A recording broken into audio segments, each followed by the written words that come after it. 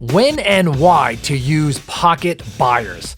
That's the topic of today's show. This is Todd Toback, and I want to welcome you to the No Limits Real Estate Investing podcast. If this is your first time listening to the show and you have not downloaded the script, what are you waiting for? Go to nolimitsrealestateinvesting.com/script. This is my gift to you, and this is the exact script that I use with my team to lock up deals. And the script that you can use right now, I don't care your experience level. If you use this thing consistently over time, you're going to slay. Okay, nolimitsrealestateinvesting.com/script. So today I'm going to talk about the pocket buyers list. And the pocket buyers list is, the old way that I talk about, the old way of wholesaling, right? Where you have a list of 3 or 4 buyers that you're going to wholesale to.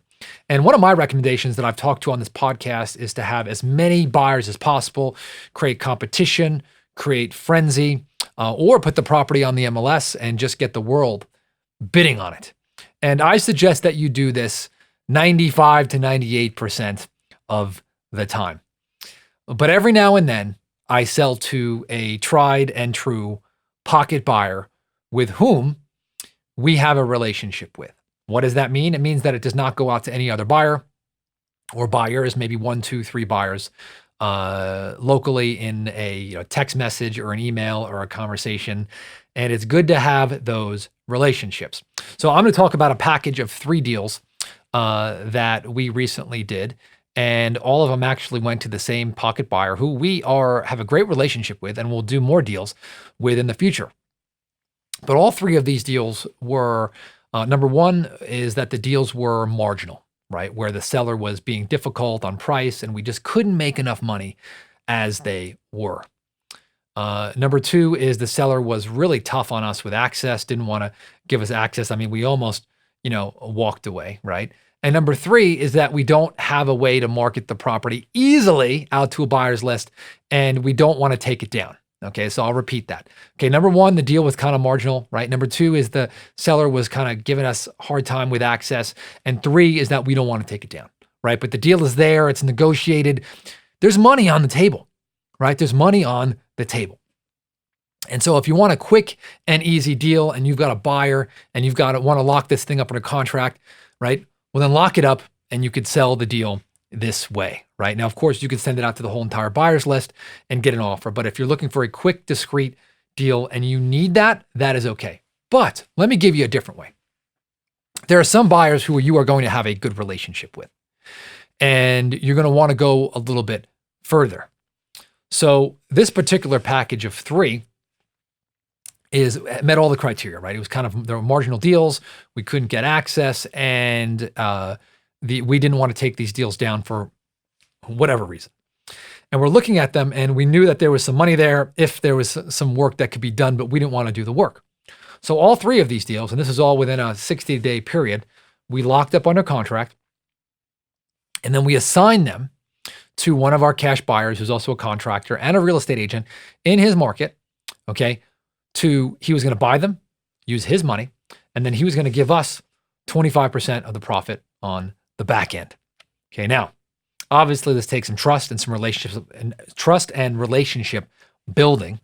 Okay, and my recommendation to you is, again, you really want to know who this is if you're going to do one of these back end deals. Get it all in writing, put together a joint venture agreement, assign the deal, right? But these particular deals together are probably going to be about $65,000 in the company's pocket.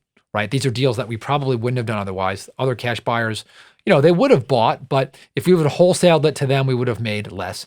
And so if we took on this partnership with a buyer, with the pocket buyers, and they're going to use their own money, they're going to put all the sweat equity in there. By the way, they are the real estate agent, so they're going to also, they're also going to cover the real estate commission, right? We are going to generate some money. So that's what we did here, right? Properties were fixed up, put on the market and sold, and we're going to net about $65,000 from all said and done. The reason why I said we're going to net, right, is that a couple of them are sold and still one is outstanding, right? But a great profit for a deal that we were going to just kind of make just a little bit of money on. Okay, so here's my recommendation step by step. Number one, it's important here to manage expectations and relationships with your buyers. Okay, so number one, your buyer should know your normal process, right? You're going to send this out to bid and highest and best. And this is normally the process. So that's how you hold the relationship. You set expectations. 2, though, is that you may have relationships with some, let them know the normal rules of engagement. But sometimes you'll come across some different properties which require a different kind of sale.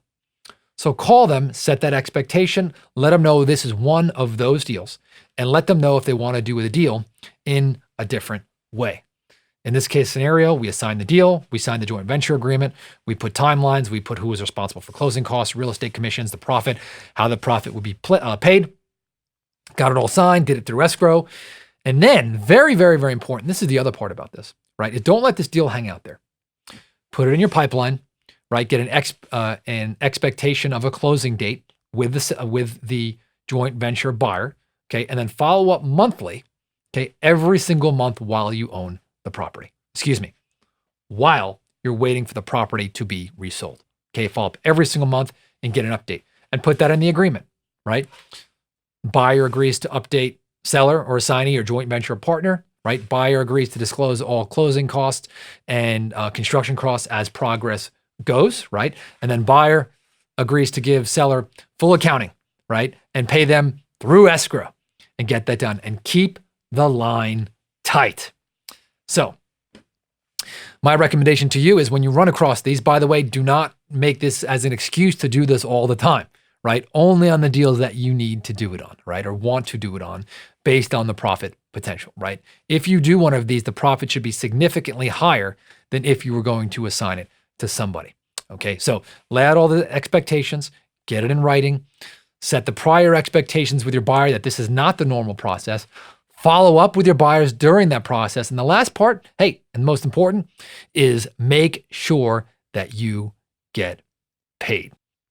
So if you do one of these JV deals, I would love to hear about it, right? Where you took a skinny deal or a hard deal or something that you really couldn't sell traditionally, and you use that pocket buyer, use that relationship to expand that profit.